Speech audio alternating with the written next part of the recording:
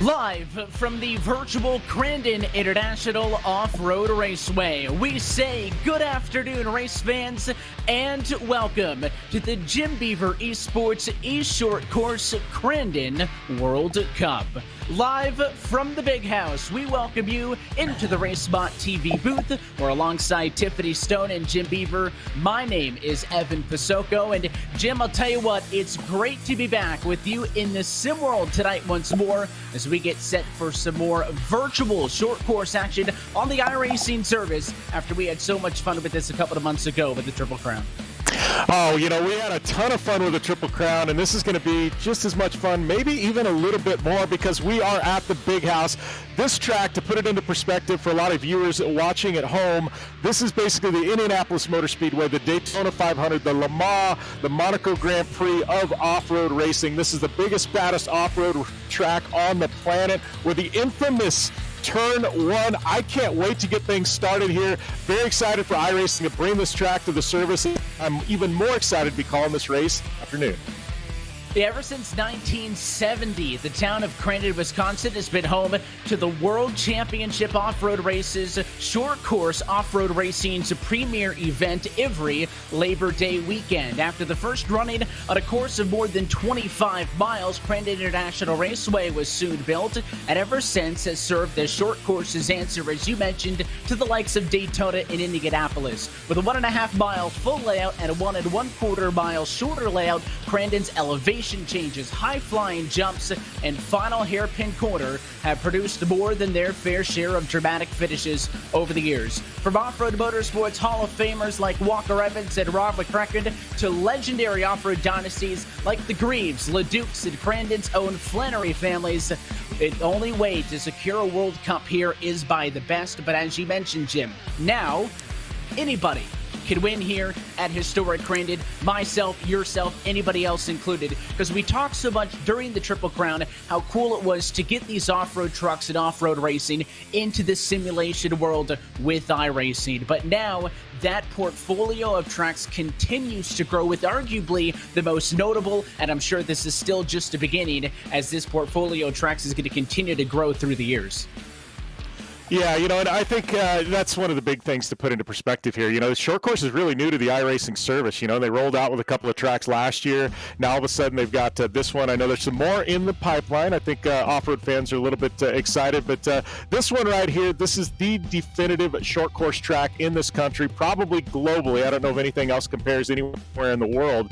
But I am really excited. I mean, you know, number one, to put it in perspective, this is a land rush start. The only track you see this in all of off-road racing. Most of them are rolling starts. Here it's a land rush start. It's a free-for-all into that turn number one. I gotta tell you, it takes a whole lot of skill not only to navigate this track, but to navigate that turn number one. That's going to be the focal point of this entire race. Turn number one. I can't talk about that enough. It's got me excited.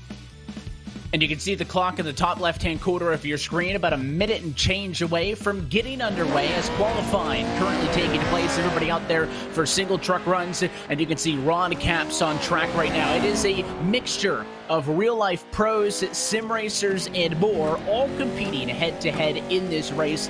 But the cool thing about when we did the Triple Crown a couple of months back was that it was because we couldn't be racing in real life. Well, yes, we're here virtually at Crandon, but Jim, as well, I'll defer to you and Tiffany Stone on this one because we're in the middle of a lot of real-life action here as well. Well, yeah, I think that's the key point. I mean, Tiffany Stone and I, we were last weekend at the big house. We got to witness the 51st annual Crandon World Cup, and we did not disappoint. RJ Anderson walked away back-to-back victories there, won last year as well. But here we are in the virtual world, able to call this in between a couple of Crandon events. I know, Tiffany, you and I were there last weekend. We've got to go back in 2 weeks. But, what's your takeaway? You're getting your first glimpses of this in the virtual setting. I mean, what's got you excited about today? No, I'm super excited about everything. Like you said, we were just there last weekend, and it's really, really cool to be able to see infamous Turn 1 and then be able to see the barn turn and see all of it from an aerial view of it. And I think it looks awesome. I'm so excited for a lot of the new iRacers to come out there, check out this course, and really see what Crandon is all about and how it's supposed to be. So I'm pretty excited about it. I'm excited to be back with you guys again. I know, you were talking about Jim. It's crazy. If you haven't been able to see it in real life, at least you get to see it here. Well, I and think the cool thing is as well, you know, just talking about that last time we were out, is a lot of the sim racers had tons of track time, maybe getting acclimated to it on the sim. This is a brand new release, new to the iRacing service as of this week, so those sim racers don't have that massive advantage, at least to figuring out the little tricks to this track specifically like they did earlier, so maybe a bit of a more even playing field for this one. Qualifying done though, let's take a look at your starting grid for heat race number 1 as we get set to send 6 drivers to a feature race later on today. And the best in qualified was Luke up with a 1:17.618, bringing to the green flag alongside the 5:28 of Connor Berry. They are lined up about 7-8 cars wide here, with Bobby Rafferty and Holton Heitrader in the number 4 spot. Hunter Stifler, Jim, our top 5. Yeah, Hunter Stifler in the top 5. Then we got Ethan Ebert, Cohen Crawford, and Connor Parise there in the 8th spot. Connor, we're going to see him running in the IRX World Championship here that starts in a couple of weeks. I know you'll be calling that one, Evan.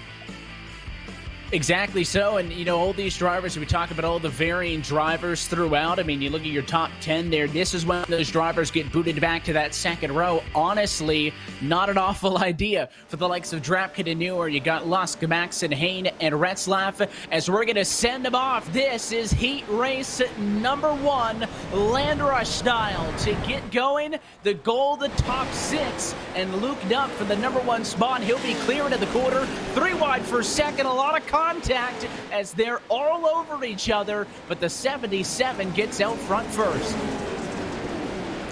Yeah, that's 77 getting out front first, and that's what you want to do up here at Crandon as they go up through that infamous barn. They're going to go down into that Polaris Razor gravel pit corner, one of the most interesting corners on the entire track. Lots of lines. You can push up high, you can go down low. You want to definitely carry your momentum, because then you go into one of the jumps in all the short course, that Polaris Razor flyaway.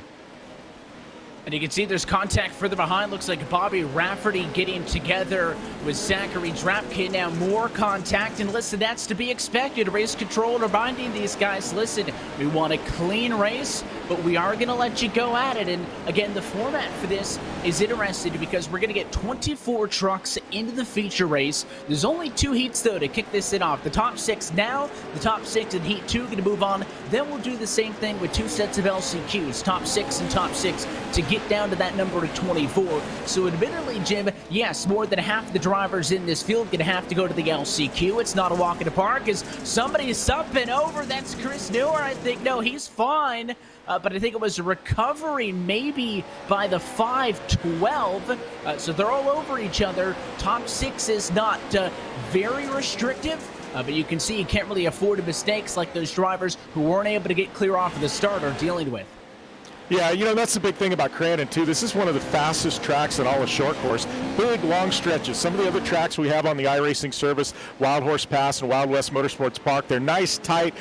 You know, it's really tough to get your speeds up. Crandon, this is 1.75 miles long. This really allows these trucks to stretch their legs. And when you get going that fast, I got to tell you, there is real consequences if you get a little bit loose. And you can see up at the front of the field, so Nutt maintains the lead, and Connor Berry dropping from the number 2 position off for the get-go in this one has allowed Ethan Ebert to take that spot away after starting in 6th, and Connor Parise started 8th. He is up to 3rd. So those are your movers early. A challenge for 3rd, though, as Connor Berry now going to go to the inside of the 11. A little bit of a touch that time, but outside, good enough for the 11. And this track you mentioned specifically, compared to those other tracks that have been scanned onto the iRacing surface, incorporates a lot more of kind of the natural flow of the landscape into it. You can see big slides that time in battle for 6-7 with Brian Osborne and Zachary Drapkin. That would be the battle for the transfer spot right here, side by side. Long way to go, though, only working lap 2. And I think that's a key to this track. It's a little bit different for a lot of these sim racers. Some of these drivers, I know we see them in real life racing, you know, in the various short course series, both in the Midwest and out, you know, and out on the West Coast. But you know, this track, it takes a little bit driving style, both in the real world and here on iRacing, because you know, like you said, it uses the landscape features. It's not really built in, and you know, they don't use a lot of you know, a lot of heavy design. This track, it literally just rolls with the rolling hills and landscape, and it really makes for a different technical type of driving. And not only is it fun to drive and great to drive, but also just so picturesque as well, as side by side that time through the rollers. It's Drapkin with the advantage. Again, this group is for 6th on back. We got at least a half a dozen trucks here fighting for the final transfer. Contact that time as Bobby Rafferty was giving it to the 56 machine. And then you've got the likes of Osborne and Gaiman not that far off. But those trucks, you can see them beating and banging behind. They need to make sure that they're not taking themselves out of this, fighting for 8th and trying to get up there for the transfer spot in 6th. Way wide that time was the 56. Rafferty looking to the inside. We're working lap number 3 of 5. And again, this is the battle for the transfer. We did have a change for the race lead temporarily, but issues with the 548. I think it was Colin Crawford who went to the race lead for a moment. That truck now off track, so Luke Knupp once more back to the race lead. Yeah, we got a great battle here going, and you know that's one thing great about Crandon. Nice, big, flowing, sweeping, wide corners that allows drivers to get really racy. You know, lots of options for passing, and it allows for some really clean racing. And we're seeing that right now with a lot of Dyson for position. And you can see the different lines that these drivers are taking, and all those marbles gets pushed out to the outside. The inside line already getting a little bit slick as those drivers, at least in this part of the racetrack, kind of that left-right, they're all staying in line. But some of the more hairpin corners, you can see some drivers opting to go a little bit wider. And again, P6 still a show. Look at that send by the 512, but they're going to get hooked together. And it does work for Hydrator. He gets the spot, but not after contact with Rafferty. And this may open the door for that number 56 to get away just a little bit more. Slides here to the very inside. The 17 to Gaiman, but he can't get through the gears on the short shift to back up and up and out of that. These drivers going to be looking for the white flag this time by still Knupp and Ebert fighting for the race lead. It's the full running order top of your screen, looking to send the top 6 to the feature. Well, there's a couple of really interesting spots as we go into this white flag lap. You want to be watching for these drivers start making a pass. We get into those back sections. You know, they're going to run through the Polaris gravel pit here, up and over the finish line. Then you're going to get into those back sections, and there's some really long stretches, and there's a corner called Argonne going into that very far back straightaway. You want to hit your marks on that curve, because if you don't, it really penalizes you for the longest straightaway we have on this entire track. You lose your momentum and a lot of position and track position there if you don't hit your marks. And it looks like from position number 6, some sort of an issue with Bobby Rafferty as he went off track and got hung up in one of the fences. So Rafferty's night going to be done after he had been the driver in the transfer position. So an issue coming to the white flag, throws it away for him. You can bump up, I think, the 512 into that transfer spot for the time being. As all these race leaders, looks like a couple of sets of 2. The top 2 have checked way out from everybody else. 3rd and 4th, a good battle between Connor Barry and Connor Parise. And then behind, the battle 5-6 has settled down. As up front, Luke Knupp started out front. Again, had that big advantage by starting this race in the number 1 position all the way to the inside for that land rush start. And he was able to get the best position and off it into turn 1, avoided all the contact from behind. And he hasn't looked back. Ebert trying everything he's got within about a car length or 2 within the back of the 77. Up actually with some lap traffic up on the road of the likes of Don Crawford, Joe Lusk have had some issues in this race, but a checkered flag, and Luke Knupp from the top spot wins heat race number 1, and he will be racing in the feature. Yeah, Luke Knupp, this kid, you know, we see him in real-world short course racing, and he's also found a home in sim racing. You start looking at track times at a lot of the short course tracks, and he's become one of the top, you know, off-road sim racers in the world. It's really kind of impressive to see such a young kid successful both in the real world and sim racing. And obviously, this new track, Crandon, he's got it figured out.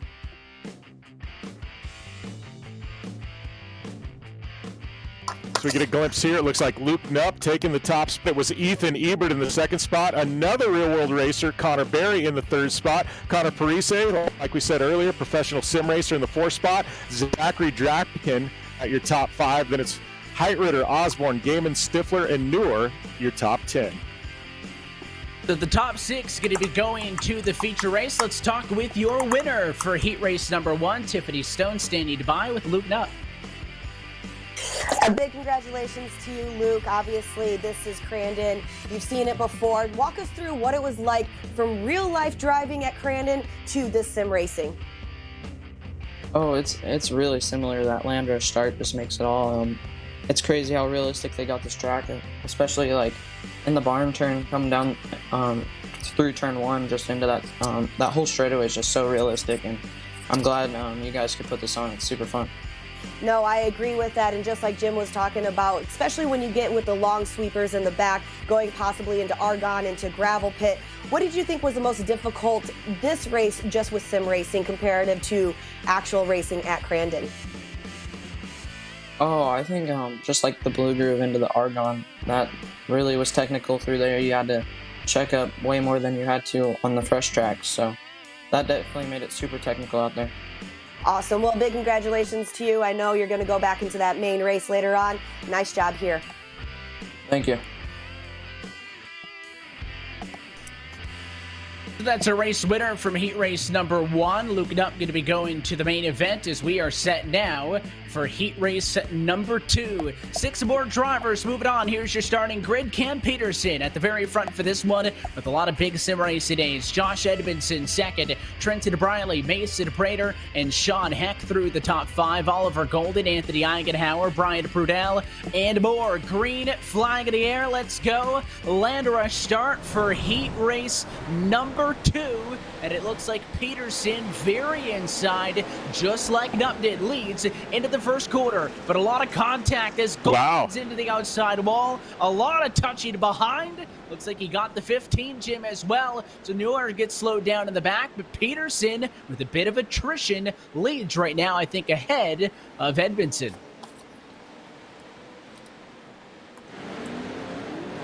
Yeah, and Cam Peterson, look at this kid, obviously getting a little pressure now, but, we saw him in the World Cup, sweep the entire weekend. He's, made a name for himself in sim racing as the top eShort course driver in the world, but I got to tell you, this is a new track. It's the equalizer. He doesn't know, what these other guys got up their sleeves, and he hadn't had a chance to really develop his setups and figure out all the marks on this track, and I think that's another interesting note. Everybody running fixed setups today, so nobody's got an advantage over anybody else.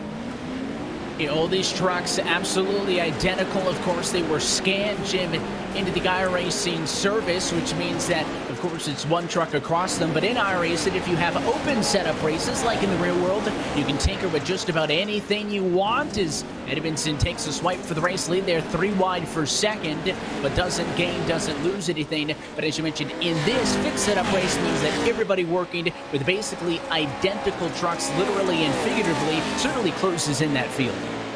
Yeah, and I'm, truthfully, I'm looking down this thing. We got to get in on a couple of the drivers in this race here, because we've got Seth Quintero, real world racer for Red Bull Polaris.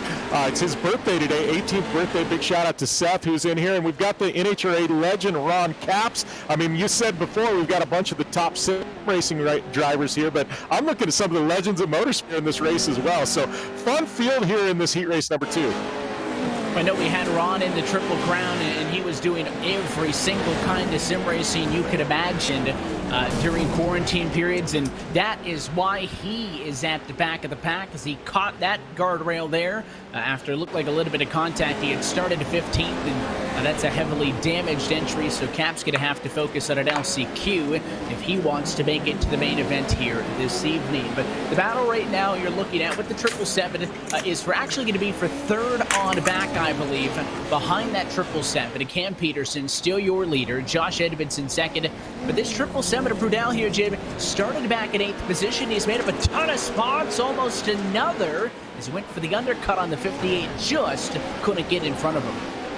Yeah, just couldn't get in front of him, having a fight. I think that's what's great about this Crandon track, is it really lends itself to some nice, clean battles like we're seeing here. And that 777, obviously, trying to make something happen here. But I'm just looking at these battles. It seems like we've got these battles for these top 6 for the transfer spots. But even farther back in the grid and even up front, man, we've had some slicing and dicing today. Makes for some really exciting racing, especially when we look later on in the day where we're gonna have 24 trucks in our main event.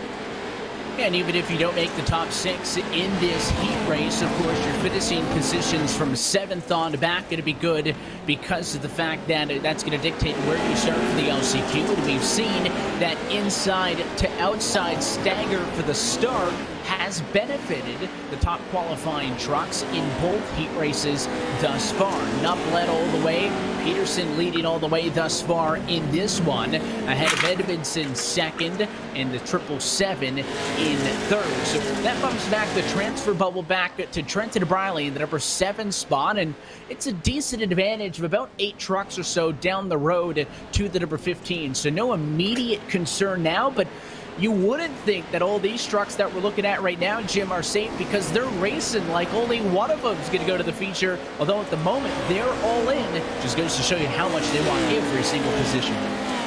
Yeah, everybody wants every single position. And let's face it, you know, if they know they're transferring in, there's still some bragging rights on the line. And truthfully, as we saw at the start, really the thing of it is going to be starting position for that main event. It seems like, you know, as we saw up, and we also saw, Cam Peterson both the whole shot from that number 1 spot. One of the interesting things about Crandon is that number 1 spot, it actually runs on a downhill where the driver starting all the way on the outside actually have a flat start. So, you know, in addition to being, you know, closer to the inside of turn number 1, you also have a downhill shot, so it allows you to get your momentum up a little bit quicker. So trust me, these drivers know that. It equates well into the sim racing world, and they all want to be starting on that inside if possible because you got a distinct advantage. And it seems like once there's a contact between 2 trucks, there's contact between about a dozen or so. And we actually saw some drivers from that second row on the grid, like the 15 truck of Muir in this one, actually get a better start by some of the trucks that out-qualified him, just based on the fact that all those cars kind of pushed to the outside after getting together, and they were able to kind of duck it on the inside. So track position, I agree, going to be huge when you get off into that feature. And they are longer laps here. We talked about the distance of this track at 1 3/4 miles compared to the likes of Wild West and Wild Horse, which we saw in that eShort course Triple Crown earlier this year. But that feature race is 10 laps. I mean, that is going to be a lot longer than what you're seeing, of course, in these heats. And the heats themselves, a good enough distance to allow drivers to gain spots and lose spots. So it's not just dictated by the start of the race, but certainly you could make your life a lot easier if you could get in the right spot for that. So the battle again for P6. This is the group you're looking at now, and it's contact for that position. That's a battle for 5 and 6 right now between Heck and Briley. If they keep getting on each other, that 15 machine of Reese Newman going to be the driver to try to pick things up. You see the intervals is about 2 seconds and change back. So the only way those trucks up the road throw it away is if they get into each other.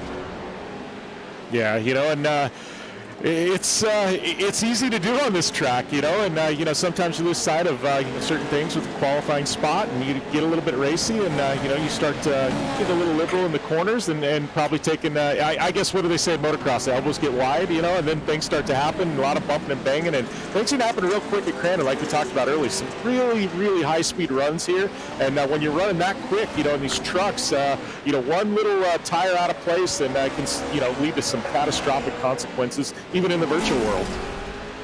And of course, one of the trucks you don't see here is Cam Peterson, because he is way out in front. The interval nearly 3 seconds between first and second. You can see on the final lap here for heat race number 1, he had a little bit more of a challenge than we saw at it up in a heat race 1 when second and third got on the back of him for the first couple of quarters, but he was able to hold them off. And he's going to come to the end here as Cam Peterson started up front. You're on board with him. Putting one of the drivers a lap down, and that is a checkered flag. No surprise there, Jim, that Cam Peterson is going to be in the feature today. Yeah, no surprise. He's solidified himself as one of the top drivers in eShort course racing. Obviously a winner in our Triple Crown, and and just a phenomenal talent. I know he doesn't have a lot of time here at Crandon, but it looks like the skill set is definitely showing why he's one of the best in the business. He is our winner and sitting in the top spot. He's got that ticket to the feature. So does Edmondson. You got Prudell there, Prater, Briley, and Heck. And once again, down virtually trackside, Tiffany Stone is with your winner. This time, it's Cam Peterson. Nice job, Cam Peterson. It's always great to see you out here. Obviously, you haven't really been to Crandon in real life, but walk us through what you saw today, especially with that infamous turn 1. It's all about the jump in turn 1 for sure. You want to see no one beside you by the time you get to the turn, and that's exactly what happened. So that was a good start, and that's key. Don't know about this feature race. It's going to be quite the show. Well, nice job out there. I'm glad that you got that whole shot, and I'm glad that you got through turn 1. Nice job. Thank you.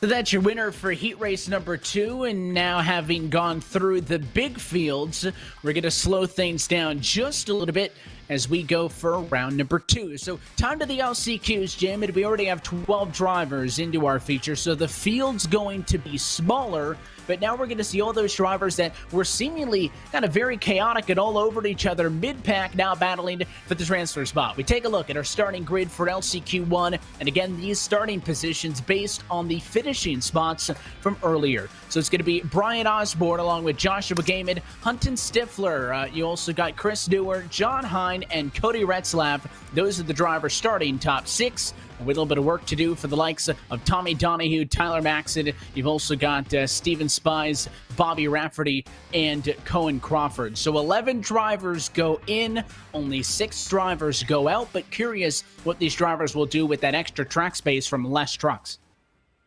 Yeah, it's going to be interesting to see, with that extra track space. I do want to give a quick shout out to Chris Newer. We mentioned him a few times in the broadcast. He's actually the marketing director for Sparco USA, but Chris has been really instrumental in the Sparco sim rigs and supporting the sim racing community. So great to see him out here racing a truck in this event.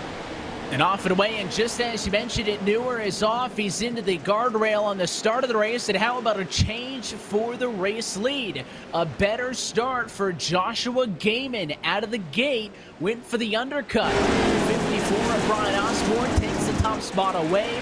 Rides the fence that first time through. This is what Peterson was talking about, the critical couple of quarters right off of the start that he felt like was going to dictate this race. But after that number 1 spot had dominated all night, Gaiman gets to step out in front in an early lead here in a 5-lap LCQ number 1. Well, and as we saw with Cam Peterson, that clean air at Crandon, that is definitely where you want to be. Avoids all the chaos that happens behind you, allows you to stretch your legs a little bit. You get to hit the lines that you want to hit. You're not forced to take some of the non-optimal lines here. And I think Gaiman, obviously he's going to get some pressure from Rafferty and Oz, but he is definitely sitting pretty here in this LCQ. In a good spot, but not going to check out with this one is Bobby Rafferty now, having started a little bit further back in running order for this one. 10th on the grid, but he's up and over for the 7. Just as I mentioned, that Rafferty went 10th to 3rd in 1 lap and now spinning like a top on his lid. Bobby Rafferty not happy on the driver radio after it was contact between he and Brian Osborne, who slid into him into the corner. There's the replay, sent the 7 up and over, Jim, and just as it was looking like he was going to challenge for the win in this LCQ, now likely not going to make the feature at all. Yeah, that is a tough break for Bobby Rafferty. That guy, he's one of our team drivers, been really, really quick so far, and just luck not working in his favor in Crandon. And, this is short course. Sometimes things happen like that, and, wrong place, wrong time, and definitely unfortunate for Rafferty because he had a strong run going. The tough break there as Rafferty's off track. Also, Brian Osborne is in the pits, so he's done. Take 2 cars out of the top 6. Here's the replay, though, the start of this race, and you can see as they come over the hill, there's the contact that sends the 80 car into the fence. So a tough start for Newer, just as we had talked about him. That took him out off of the get-go. Gaiman through all of that went to the race lead. But again, with both the issues with Osborne and with Bobby Rafferty, those were 2 drivers in the top 6 halfway through lap 1 that are out. So there's your updated running order. How about Cohen Crawford moving up a spot and Cody Retzlaff maintaining? Started 6th, runs in 6th, and for the moment, that's good enough for a transfer. So we thought maybe less trucks on track, a little bit more room to race, but if anything, LCQ has proved to be more chaotic than the heats. Well, and I think that's the key point, right? The heats, if I don't finish in the top 6, I still have another chance. Now these drivers, they feel like the backs are up against the wall. They got to come out swinging because, you know what? You don't finish in the top 6 here, you're going home. And I think there's a sense of urgency in this race that maybe we didn't get in the first heats. Rafferty's night officially done. He retires that truck, too damaged to come back. And Osborne a lap down, your pole sitter for this one done as well. So with those big names gone, I know I talked about the bubble drivers per se, 5th and 6th in right now on the transfer line. But how about even further up the road? You see the number 74 for Tyler Maxson, started in 8th up to 4th and chasing down Steven Spies, who started 9th and is up to 3rd. Two drivers who took advantage of all of the chaos and were able to keep their trucks relatively clean. At least Spies has got all the pieces of body work on it. I don't think the same can be said for Maxson, but as long as the truck is still running, that's all that matters. Yeah, and that's one thing about Crandon. It's very rarely that we see a race finished and any of the trucks actually have body panels left. This is like a boxing match or an MMA fight of an off-road track. These drivers, they go in and, you've got to be elbows wide to finish on the podium here. And we're seeing that in the virtual world just like we do in the real world. Just looking to see if any of these positions maybe are under threat, because the difference, you can see the intervals with Retzlaff is about 11 seconds and change off of the race lead, but you can see Donahue behind him nearly 16 seconds. So that means that you got 5 seconds separating the last driver in and the first driver out. So Retzlaff has had a couple of close moments on his own that I've been keeping a half eye on. I think a self-inflicted error like we saw in an earlier heat race with a couple of guys getting into the guardrail on their own could take him out of the race. But the most exciting stuff on track is this battle right here. It's for 3rd and 4th. Spies has got it. Maxson wants it. And they're about 4 seconds down the road from an increasingly closer battle for the race lead as Stifler is closing in on Joshua Gaiman. Yeah, it looks like they've got a great battle. They've got a great battle brewing. It's about a half a second gap there for Stifler to chase down Gaiman. And, we're getting short on time here, but there's some opportunities here to make up a lot of time, especially in that gravel pit. There's so many lanes there. I've seen drivers make up as much as a second and a half in that one corner. Somebody pushes wide, gets into the loose marbles up at the top, loses their momentum. So there's still a big opportunity here for that lead to change. And you can see how hard that 3 of Stifler is driving it into the corner. Of course, he was able to close the gap a little bit, and I thought Gaiman would have been a lot better on the exit of the turn that time, but he wasn't. Stifler keeping him honest now, looking to the inside. He's going to go lower on exit. He's going to be struggling for speed. White flag that time by 1 3/4 miles to go at Crandon. Again, both of these drivers safe for the feature race, but that one extra spot on the starting grid for that main event could help a lot. And it looks like that 3 of Stifler really wants to fight for it. As long as they don't take each other out, boys have at it. They're 5 seconds ahead of the next closest truck. Yeah, when you have that big of a gap, you can go out there and kind of have some fun. They're probably working on their lines a little bit, but like you said, every single spot on the starting grid means a whole heck of a lot. As they come down here into turn number 1, we're going to see one of the most exciting turns in short course. So, these guys, they know they got a little bit of room to have a little fun with each other, and I think we're going to see it on this last lap.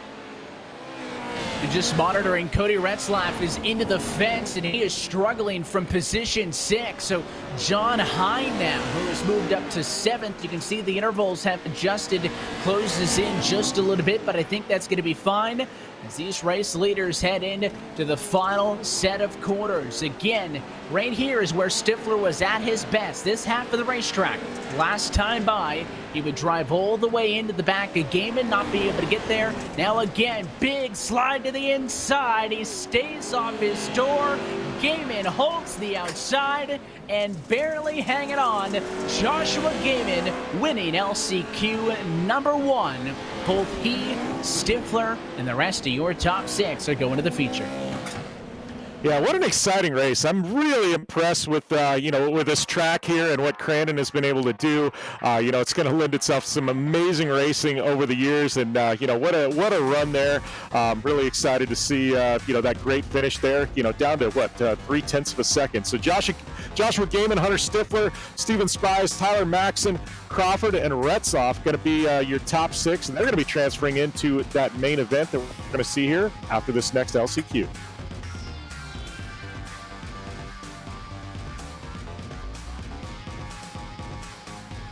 Getting a glimpse here at the starting grid for the next race. It's going to see Reese Newer on the pole, Mikey Lawrence, Real World Off-Road star in the second spot, Eigenhauer and Busch in the top 4. And we've got big names. Seth Quintero right there, Jim, in P5. So that's a big name. He's going to be right in the chaos, though, kind of in the middle of that front row. Yeah, I think Seth Quintero is going to be exciting to see what this kid's got. He's texting me going, he's feeling bullied in this race. I started laughing because it was all joking. But I think Seth's going to have gloves off. We get a NHRA legend, Ron Capps in the 9th spot, Mike Leroy, Oliver Golding, and Lusk there. And, this got a couple of heavy hitters, maybe some guys that didn't quite, I guess have a good run in the first heat. And I think we're gonna see some fireworks here in this final LCQ. Let's see as we send them off as they race to turn 1, 8 trucks wide, 9 wide now to the very outside. There's a lot of contact, but Faris Newer, he's good to the race lead early. A big bit of contact and around him in the back off the get-go in this race is Mike Leroy, who's up and onto the Jersey barrier. He's stuck as he tries to get that truck loose. And now a big crash behind, barrel rolling up and over is Mikey Lawrence. His night done just like that as well. The race leaders stay after it. Here's a challenge for the race lead to the inside on P1. It's Seth Quintero. Look at that, Seth Quintero having a great run there, and in the number 15 in the mix as well. And I got to tell you, this is going to be an exciting couple of laps. These drivers, like we said in the last one, they know pressure's on. This is an LCQ. Not a lot of time. They got to make a move now because it's really easy to stretch out a gap. And I know the guys there in the mid pack, kind of trying to race for that top 6. They know pressure's on. They got to make a move now because if they don't, time may run out. We talk about how long these laps are, but if you're working from behind, they certainly feel a lot shorter than they are. Look at this big trio in a battle for second is nearly up and over, hiked it nearly. There was Louis Patino in the 91 machine, but 1, 2, 3, 4, 5, and then down to 6. I believe the driver on the bubble right now is Joe Lusk, who started dead last in this P12 up to 6th through some of the early chaos, but under fire because it's Kyle Cooper all over him as they're going to ride that cushion up and onto the wall once more. P5 and 6 again, the important battle to watch. And Ron Capps, after having wrecked out of his heat race earlier, he's not that far away from this battle. So is Tyson Miller. So with a long way to go, keeping these trucks on track going to be crucial. Yeah, and as we saw in that last LCQ, there's a lot of drivers started up front, and they slowly kind of weeded themselves out. We only had a few trucks, even finish that last race. So, as short as this 5-lap LCQ is, there's a little bit about, being said about being there at the finish line and putting yourself in a position to actually qualify in.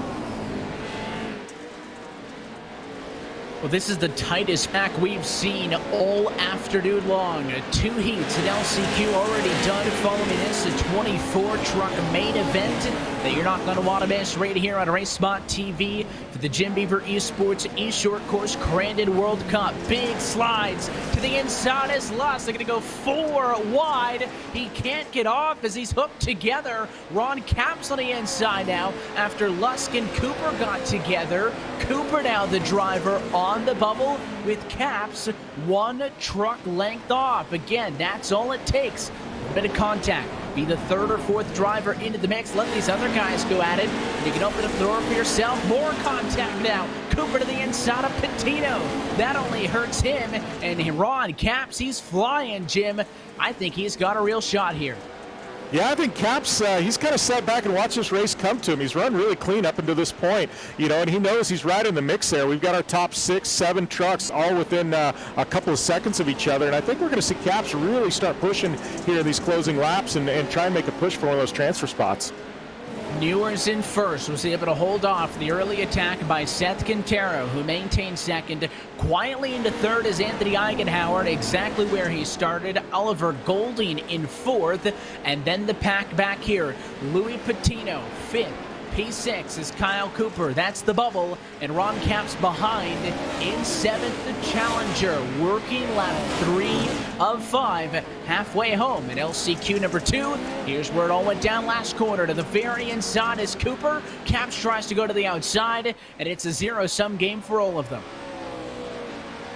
Yeah, zero-sum game. Looks like Caps, I think right now, he's just trying to keep himself running clean. I know he got taken out in that first heat race, and probably he's having that in the back of his mind going, I can't really stick my nose in unless I really know I've got a chance to make this, because he knows he's got to be there at the end. But, looking up front, I got to tell you, too, I'm looking at Seth Quintero's lap times. He was texting me before we went to the broadcast. He goes, Jimmy, he goes, I've been so busy. He goes, I haven't actually had a chance to drive the Crandon track yet. And so I think he used the first heat as kind of figuring things out. But I got to tell you, running up here, only about a second and a half off the leader, he's got me pretty impressed. If he can hold on and qualify into the main event, he might be one to watch.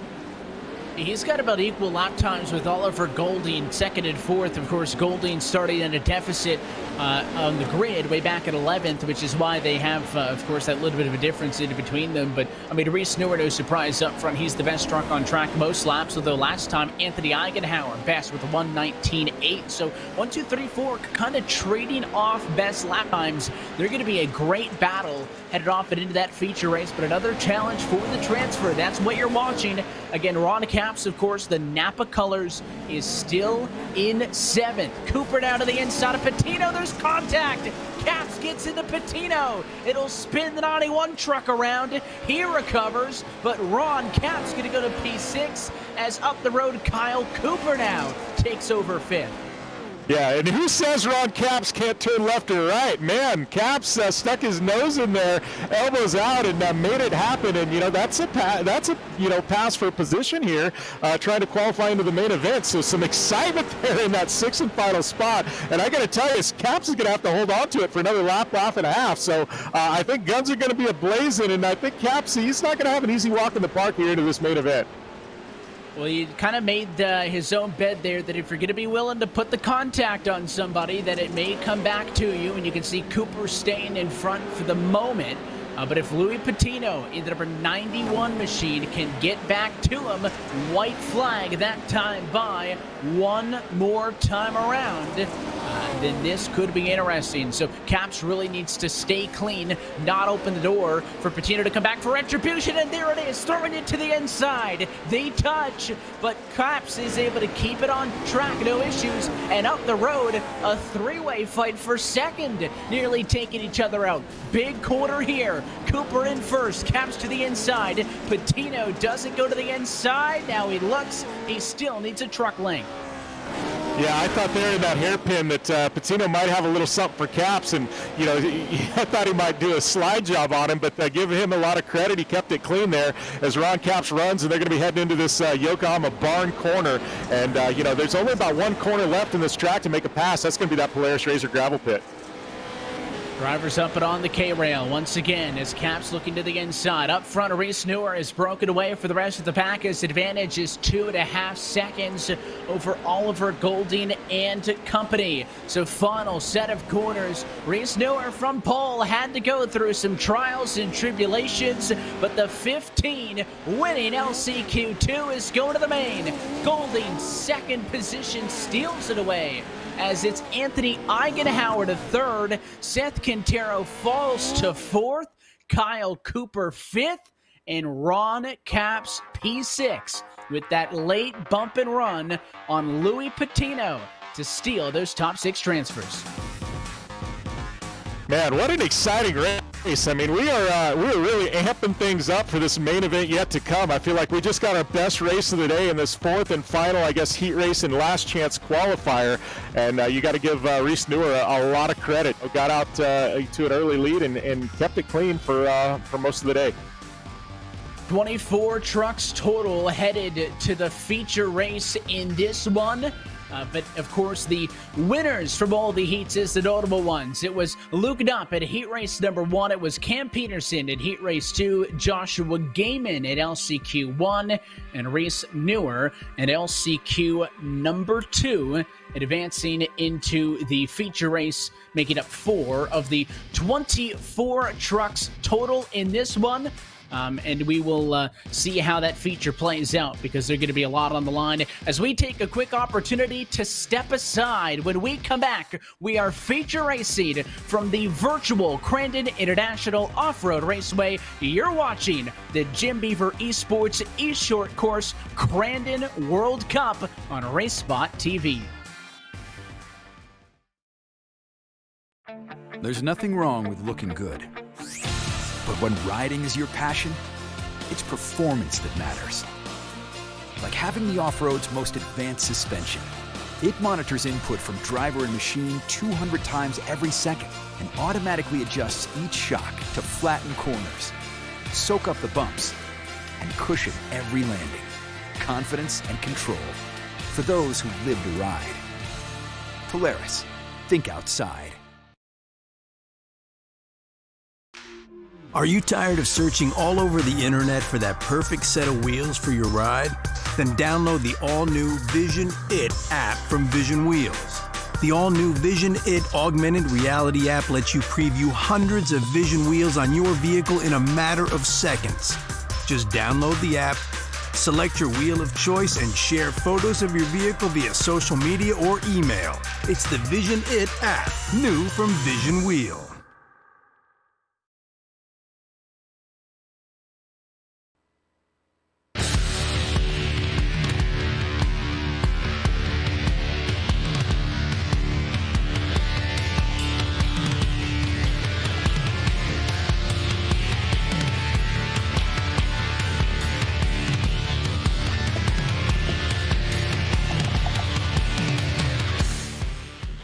And back live from the virtual Crandon International Off-Road Raceway as we are live on RaceSpot TV for the Jim Beaver eSports eShort Course Crandon World Cup.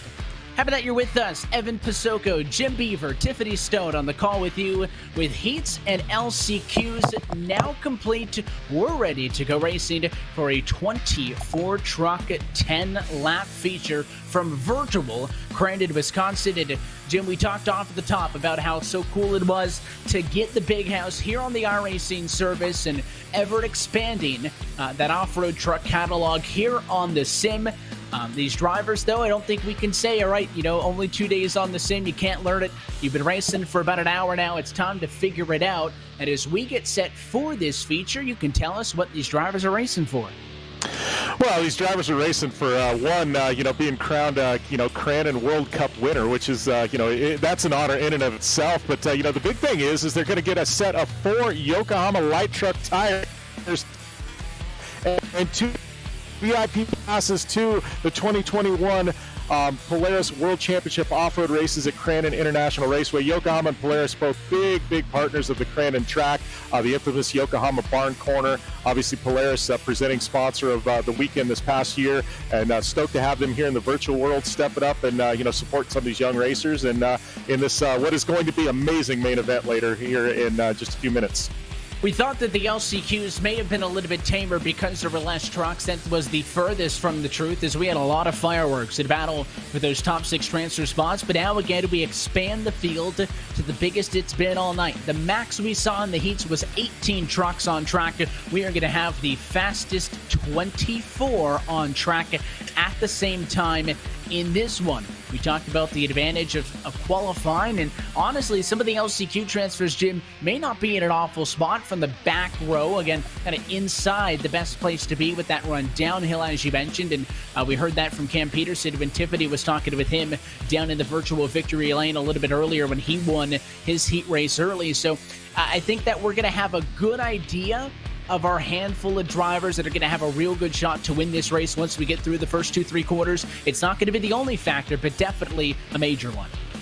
Well, and I think you're exactly right. I think this one, this turn one's going to be a little wild. It's going to be chaotic. Obviously, we're going to have 2 rows of drivers, and I think it's going to be a bit of survival. If you're not in one of the top 2 spots, you definitely want to stay your line and kind of check up a little bit. Get through that corner 1 and then through that Yokohama Barn Corner. You really let the race kind of play out and see what happens. One of the big things here is we are doing it as Crandon does the real World Cup, and we are not going to have that competition caution in the middle of the race. So you can get out front early. You can check out on the field for all 10 laps. And of course, if there's incident earlies as well, some of the drivers were actually discussing with one another about working through traffic and trying to get some of those slower damaged trucks to give way to the race leaders. Sounds like some lap traffic was a bit of a chaos per se with some of the drivers earlier on in this race, so that could be a factor as well. But just so many trucks on track, if the damaged and slower ones opt to stay out there, that in 10 minutes you could be dealing with a bit of traffic. Let's take a look at your starting grid for our feature race, and it is spearheaded by your heat race winners. So Luke Knupp going to bring us to the green flag alongside the 48 of Cam Peterson, who, if you were with us for the eShort course Triple Crown, knows how formidable of a foe that number 48 is. Ethan Ebert, Josh Edmondson, third and fourth, with Connor Berry and Brian Prudell, your top six. Connor Parise is in seventh, with Mason Prater eighth, Zachary Drapkin ninth, and Trenton Briley, your top 10. That is your front row, all alongside each other. Yeah, then moving back, we've got Heitruder and Sean Heck in the 11th and 12th spot. Those are going to be really key positions because you're going to have that inside line. You're just going to be on the second row. Then we've got Joshua Gaiman, Reese Newer, Hunter Stifler, and Oliver Golding. All four drivers proved to be fast, just weren't able to, for whatever reason, do well in their heat races, but they'll find through those last chance qualifiers. Then we've got Steven Spies, Anthony Eigenhauer, Tyler Maxon, and Seth Quintero, the birthday boy. They're in the 20th spot. And his birthday present is way on the outside of that second row. Then the final row of four, we'll see Cohen Crawford, Kyle Cooper, Cody Retzlaff, and Ron Capps. That final transfer from LCQ number 2 to give you a 24-truck land rush start, 10 trucks apiece on each of the front rows, 10 laps up the road from us as we get set to crown a champion of this eShort Course Crandon World Cup. Of course, the favorites, Knupp, Peterson, those are the big names. Look out for the underdogs, the likes of Connor Berry, Connor Parise, I think, are some of the drivers that impressed me well, but it needs to be a combination of speed and a combination as well of staying out of, I'm sure, what is the chaos that is soon to follow if you want to find success in this one. And we said 5 laps was long, Jim. This should be a marathon to try to keep this thing in one piece as we get set to drop the green. This is the feature race from Crandon. They're all chasing Luke Knupp. Land rush, we're underway. And we're watching that infamous Forest County Potawatomi turn number 1. We're going to see who's going to be able to get through clean. And we've already got some bumping and banging in the mid-pack. Man, just what we said there, Evan. Yeah, it is getting rowdy. Yeah, somebody's rounded off it into the tire barriers. That looks like it was Zachary Drapkin, so he's out early. Now more trucks as they go through the barn turn and again up again that very outside retaining wall. Tons of contact, but honestly, could have been worse. They did a good job of recovering once a couple of those trucks got together. Door banging, 3-1, and battle for 4th on back. But in the front of the field, it looks like staying out in front is Luke Knupp. There's a handful of other drivers, about a half a dozen, wrecking out of this race early. Yeah, Luke out front, and that's definitely where he wants to be. Cam Peterson slotting into that second spot. Looks like Cam's kind of settling in. I think we're going to see a great battle there for the lead as these laps continue to tick off. But as we said, that first corner and that second corner, you got to get through clean. A lot of drivers didn't. The ones that did, now they can settle in, kind of hit their groove, find their marks. This is 10 laps. This is a long race. Like you said, this is a bit of a marathon here, especially on this 1.75 mile track. And so I think we're going to start seeing lap times get quicker as the race progresses. And drivers were asking similar questions to what I'm sure you were asking at home as well, and that is one, as you already mentioned, was there going to be that midway break? No. So the race leaders have the ability to establish a race lead early and then go on the defensive to try to protect it. And also, were we resetting the track, which basically at iRacing, you can see all that blue groove worked in, just like you would be if you went and kind of touched up the track and went through and in between rounds and whatnot. On iRacing, same ability. You can go through and kind of pull the track and try to clean things up a little bit, but race control saying no, we're leaving it the way it was with 2 heat races and 2 LCQs worth of running on it. So there's a ton of that slicked out blue groove. You can see it right there, which is going to make it very difficult for drivers to establish positioning on one another, which could lead to some contact. This battle that you're watching with the number 17 is all from about 12th on back. But again, top 6 is no longer the goal. You need to win this race, and these drivers need to start making moves early because 1st, 2nd, and 3rd are trying to pull away.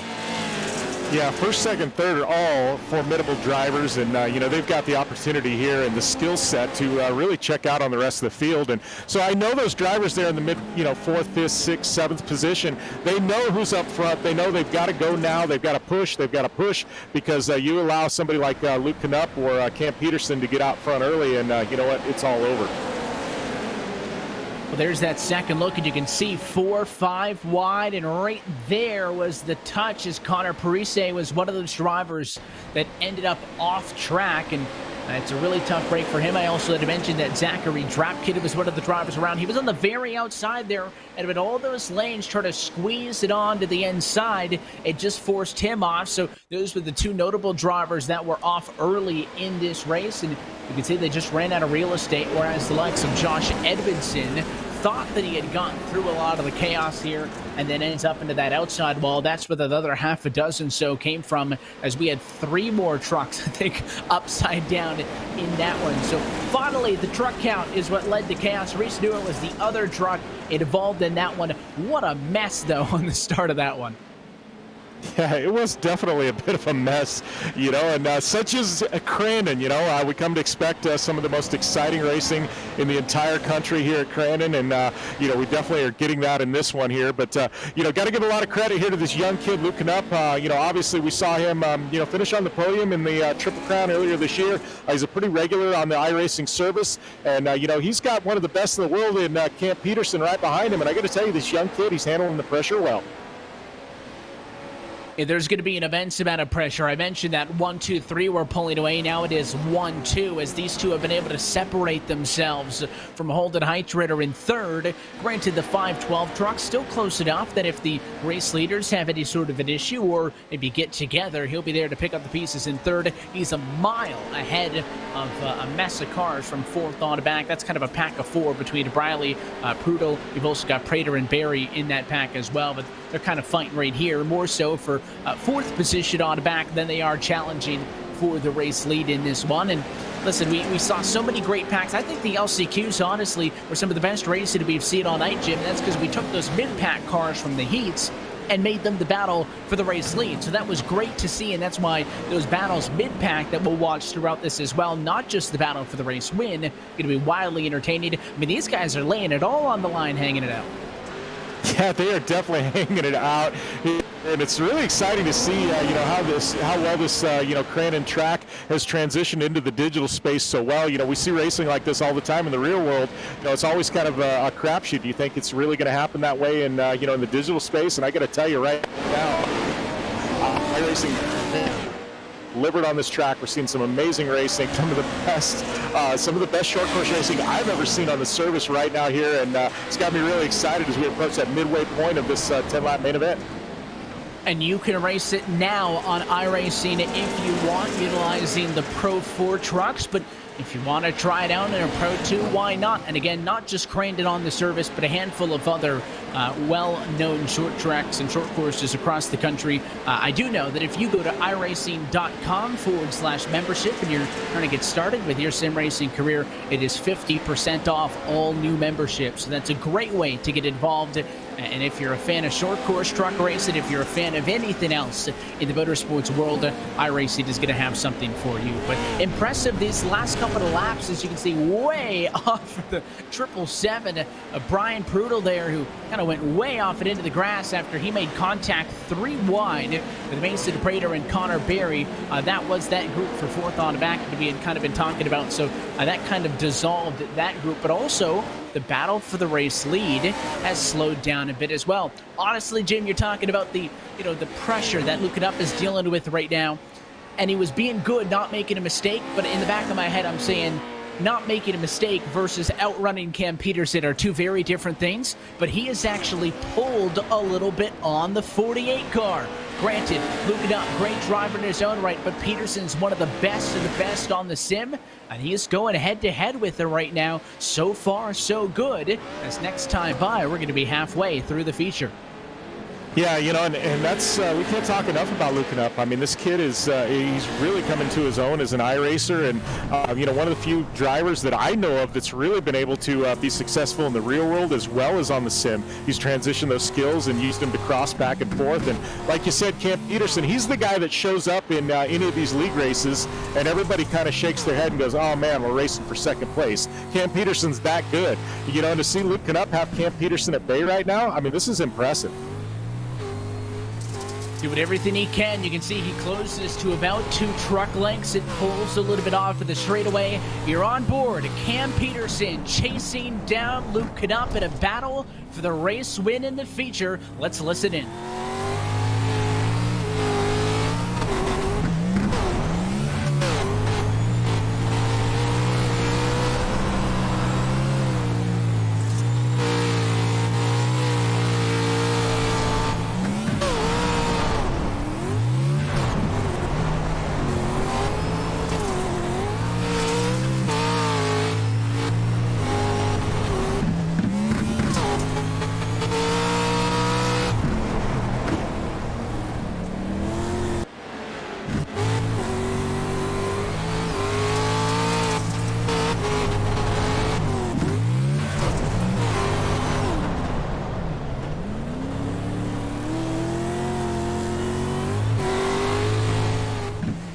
That's what it looks like virtually in the sim. Jim, I'll defer to you on this one. What do you think about how the team at iRacing has done getting this scanned into the virtual world? Yeah, as somebody who has been to Crandon, and I've seen in-car footage numerous times calling it for the live stream and TV, I got to tell you, that's eerily close to what it's like in real life. I mean, it's so impressive, the technology that that iRacing's brought to this Crandon track, and I got to tell you, it's got me really excited to jump behind the wheel of a sim and have my hand at turn number 1. I think I found at least what I'm doing for the rest of the afternoon is when these guys are done is I'm going to jump behind the wheel and probably be putting down lap times about 9 or 10 seconds slower than what they're doing right now, but I'm going to have a blast with it, and that's why I mentioned off of the top, you talk about the names of the drivers that have won here, the Greaveses, LeDukes, and more, the Flannery family as well. Now anybody, including me, can drive it here on the sim, and you can as well. And the pros are doing it right now on the sim as Luke Knupp and Cam Peterson have maintained a good lead. Everything else throughout the pack has settled down just a little bit. I'm seeing a couple of good battles. 9th on back with Zachary Drapkin, Seth Quintero, Ron Capps. That's a good trio of drivers. About 17 seconds off of the race lead is probably still higher than I would be running if I was in this one, and they're going to spin him out right as we check that out, as it was Capps trying to take advantage of a mistake by, I believe that was Heck back there even furthermore, trying to join this battle. So mid-pack, all over each other. There's more contact as Ron Capps gets moved out of the way by Seth Quintero. I know Seth would rather be battling for the race win in this one, but on the door, Ron Capps did a great fight for P10. Why not? Yeah, I gotta give it to him. Seth Quintero and Ron Capps, I mean, both pros in the real world, and they're having a lot of fun bumping and banging here, and they're racing each other clean, but they're racing each other hard, and this has got to be one of the most exciting battles we've seen so far in this race here. And Ron, I gotta tell you, I am so impressed with him. A lot of people see him as one of the top drag racers in the world. I know that, but I got to tell you, he's the guy, like you said earlier in the broadcast, he'll run a little bit of everything here on the iRacing service. He doesn't care if there's a race. Ron Capps, he's a wheelman. He wants at it. He was driving a little bit of everything and then some earlier this year around the time of that Triple Crown, and I think it's safe to say that he's hooked because he has not gone away, and if anything, he's just going to continue to drive anything and everything on the sim. And I have to wonder, seeing these crossover drivers, when we had the Triple Crown trim, we had the crossover category of drivers, we had our pro sim racers, we had our pro off-road drivers, and then the crossover drivers, other professional motorsports drivers that were trying out these trucks. Tonight, everybody all just racing together, but I wonder, seeing the likes of Capps and some of those other crossover guys as we look up the hill in a battle for P5 with Trenton O'Brien and Mason Prater going at each other, I wonder if someone's going to give some of these guys a chance in one of these trucks, given how much it appears that they like driving them. Yeah, well, it actually did happen this past weekend. Andrew Carlson and Travis Pastrana both raced in our World Cup and our Triple Crown, and Travis Pastrana actually went to Crandon and raced in a Pro 2 for Carlson and Yokohama Tires. So Travis Pastrana racing short course in the sim, and then turned around, 4 or 5 months later, and he was at the Big House competing, and he did really, really well. I know Ron Capps, he's told me a Pro 2 at Crandon is literally a bucket list for Ron Capps. The biggest thing is he races in the U.S. Nationals on Labor Day weekend, so it really doesn't lend itself until he retires from racing the funny car, which I don't see happening anytime soon. But he told me before the end of his career he wants to run a Pro 2 at Crandon, and I guarantee you Napa and whoever else partners Ron Capps has are definitely going to give him a shot to do it when he wants to pull the trigger. This battle for 5th and 6th is great right now, nearly on top of each other as Pranderbout came down on top of Trenton Briley. You've also got Brian Prudel back a little bit furthermore into the third driver in this group, but we are on the final lap here from Crandon as we take a look back towards the front.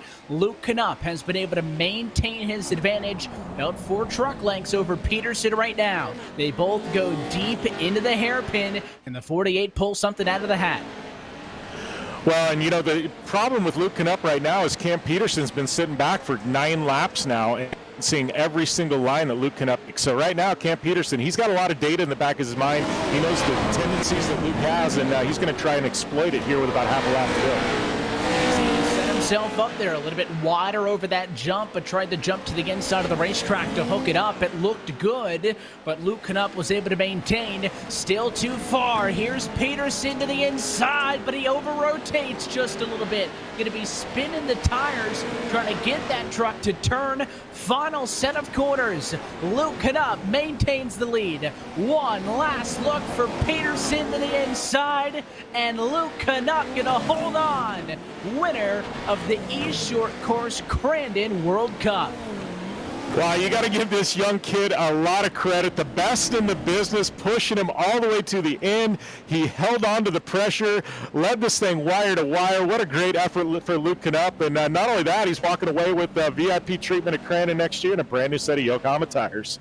And these two talking right now on the radio, which I think is my favorite thing about the virtual racing, is if they're happy or if they're ticked off, these drivers can talk to one another instantly. And Luke Knupp responding after Cam Peterson congratulated him on the win, and Luke was saying, "You were pushing me to my absolute limit," and Cam said, "I wasn't hanging back at all." I mean, he was looking every single lap around to try to find something to get him atop of the 77 and couldn't do it. And it is a huge win for the 77 machine. We talked about those top two. Let's take a look at your finishing results here from Crandon International Off-Road Raceway as some of the trucks towards the back still crossing the line. But Holden Heitritter quietly sneaking into third. Great finish for the 512 who started back on row 2. Connor Berry, Mason Prater through the top 5, along with Trenton Briley, Brian Prudel. You got Zachary Drapkin, Anthony Eigenhauer, and Seth Quintero, the top 10. Yeah, looking back at 11 through 20, it's Sean Heck, Ron Capps battling there to a nice top 15 finish. You got Oliver Golden, Cohen Crawford, Retzloff, Cooper, Gaiman, and Caprice there in the 20th spot. Rounding out our field, it is Edmondson, Stifler, Maxon, and Ebert as your top 24 here at the Big House and the Crandon World. From the top to the bottom, let's go to the top step of the podium. Luke Knupp is the champion for the Jim Beaver eSports eShort Course Crandon World Cup, and Tiffany Stone is with him. Thanks, guys. Luke, a big congratulations to you. Obviously, watching it from here, it was like we were at Crandon pretty much. Walk us through everything, especially with a stacked field of 24 trucks hitting infamous turn number 1. Oh, that was a crazy race. I knew I had to get the whole shot, and that's exactly what I did. And just try to hit my marks every lap. And the Blue Groove definitely made it very sketchy and very technical to drive. And I thought I had Cameron that whole first half, and then he put a charge on that last 2 laps. And I was scared, but I protected my lines and finally got Cameron off the top in short course. No, you're exactly right. Cam is one of the best sim drivers out there, and it was really great to see that at points he was only about a half a second behind you. What was going in your mind in the last 2 laps? Like you said, Cam really put the pressure on. Oh, I knew I just had to run the cushion the whole couple laps, and then I saw he was making up time in the barn turn, and I knew he was going to the bottom, so I put that on the last lap, and I think I blocked his line and got him out of his groove, and I think that really helped me. Awesome. Well, just like I said, a big congratulations. Obviously, you have real world experience. Now you're also a champ here in the iRacing world. Nice job, Luke. Thank you. I just want to thank the whole Ultra Wheels crew, my team, Velocity eSports, and everyone else, Jim, and all you guys for putting this on. It was a great event, and all of my other sponsors. Thank you guys.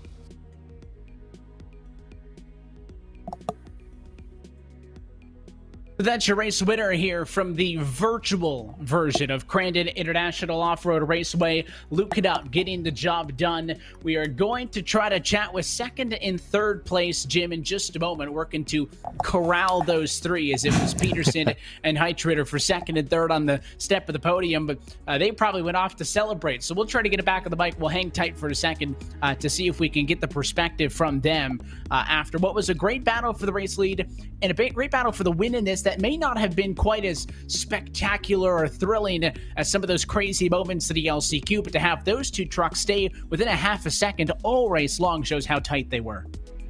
Oh yeah, it was a really tight race, especially in that podium battle, and obviously we saw, some really good racing there at the end. It wasn't quite as exciting as fans wanted, with a lot of bumping and banging, I think, between first and second, but you got two of the best of the business doing battle, and I got to tell you, we weren't talking seconds, we were talking tenths and hundreds of a seconds there, and every single corner, every single inch really counts when you got two racers that are that well accomplished, doing battle.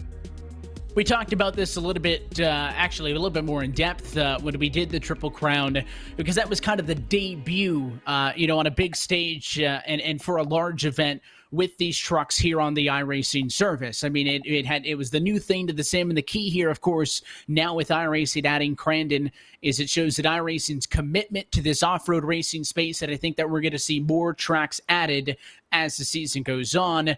As an enthusiast of this kind of racing and somebody who has been around it, for so long and kind of seen it grow, I just wanted your thoughts as we get ready to go down trackside and talk with some more drivers, just on the fact that, how this could open up this kind of racing to more people on the sim and make some more fans of short course. Well, I think, short course has, amazing fan base. The Crandon in the real world, there's 50,000 people that show up every single weekend. I mean, there was a massive amount of people there, just a few days ago for, the real world event on Labor Day weekend. And I think, now all of a sudden these fans have been attending there for over 50 years. Now they've got a chance to actually race the track they've been watching, and their family's been watching for decades. I think it definitely brings some new fans into iRacing. And not only that, but I think there's some people in iRacing that are going to experience the track, and now maybe they're going to make the trek to Wisconsin Labor Day weekend to watch in the real world. So I think it's definitely a win-win for everybody. Big thanks to Crandon and iRacing for getting this all set up. We can just confirm, by the way, that Race Control has confirmed that the win of the 77 of Luke is official. So big thanks to all the admins for keeping an eye on things and maybe keeping these drivers in order at times. We go trackside now. Cam Peterson chat with Tiffany Stone. Cam, it's so good to chat with you again. Obviously, you've done the Triple Crown a few months ago, and now you're here for this race.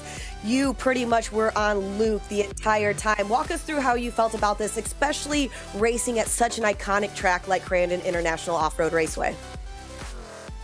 It's such an honor. It's a pleasure, and iRacing has been needing this type of track for a while with these trucks.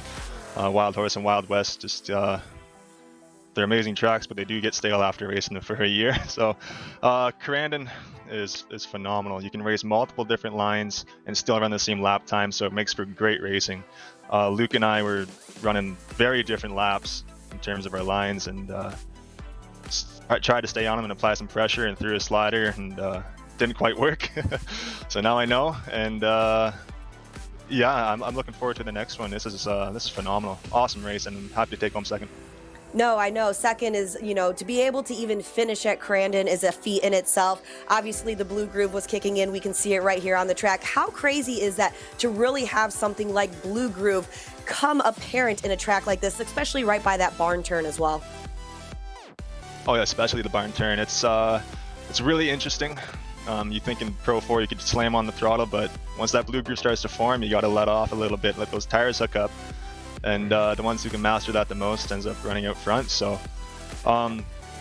It's always interesting though. You're always looking for their dirty patch to get those tires on and give you an edge over the other guys. But Luke did a fantastic job. Hats off to him. Awesome. One more question for you. I've seen you be able to race out west. You're out here. You're talking like somebody who's actually been at Crandon. Is it a possibility we'll ever get you out in a real truck? Oh, that would be phenomenal. That would be quite the story, I think. I do have a little bit of real-world racing experience, so it's definitely a possibility. But there's a lot of things that have to fall into the right place for that to happen. And fingers crossed, and that's probably all I can do right now. Awesome. Well, it's so great to watch you race. Anybody you need to thank today? Absolutely. All my teammates on the Jim Beaver team. Bobby Rafferty, he's always pushing us to do our best. And whenever we struggle, there's always uplifting and just pushing forward and to do our best and to always raise the bar amongst ourselves. So hats off to those guys. We got General Tire, Polaris Razor, Vision Wheel, Rigid Industries, Dirtfish, GSP XTV Axles, Gibson Performance Exhaust, and the Cronus. And also Sant Racing Fabrication. He's got some pedals he's mocking up for me, some racing pedals, and hopefully that'll knock some time off my lap times. Awesome. Well, nice job. And like I said, it's always great to chat with you. You as well. Thank you, Tiffany.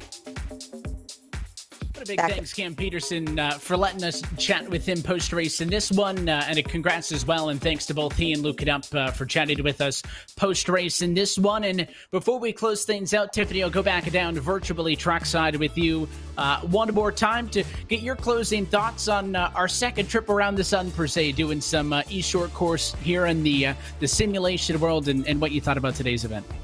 No, today's event was amazing. I mean, I'm looking at the track right now. I see the barn, I see the podium.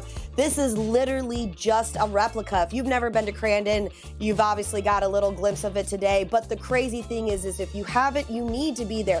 Turn 1 is a lot crazier in person, just like they've talked about NASCAR. You really need to be there to enjoy it. So thank you guys for having me back again and be able to be at a track that I've visited numerous times and really understand the experience.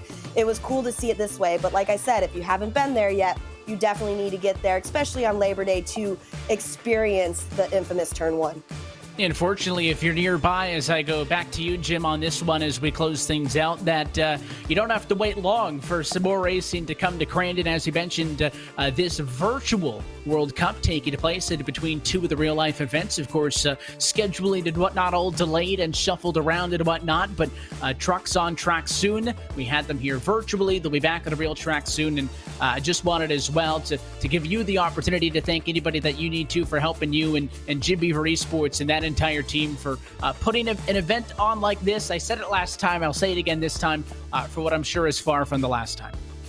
Yeah, well, first off, we just got to thank Crandon for, letting us, do this, and Marty and Tina and the entire team there at Crandon for, the support over the years. And, obviously, Tiffany and I both have real world ties to the track additionally, and, as well as the, the virtual ties to the track. But, they do a phenomenal job there. Everybody at iRacing, obviously you, Evan, and Tiffany for supporting this. All the guys on the team, they put in a ton of work on our team. And, we've got Matt and Chris and Brittany who help, keep things running. And, we've got some amazing supporters and partners in the virtual space to put on events like this, as well as compete at a high level. And, it's really kind of fun, and love opening the doors and putting on an event like this where you get 30, 40 people come out and have a little fun on a Saturday. It doesn't get much better than this. And hopefully hope as well that everybody tuning in at home enjoyed hanging out with us here in the virtual world. But until next time, that's it for us here from the virtual Crandon International Off-Road Raceway. On behalf of the entire team at Jim Beaver Esports, RaceBot TV, Race Control, Christopher Leone, along with Matt Kalish and everybody else behind the scenes, and for your broadcast crew tonight. For our producer, Arjunia Kankipati, for Tiffany Stone, Jim Beaver, and myself, Evan Pasoko, I want to thank you for tuning in and congratulate your champion, Luke It Up, who takes home the title in the eShort Course Crandon World Cup. Until next time, good night from Crandon, Wisconsin, and we'll see you next time on RaceBot TV.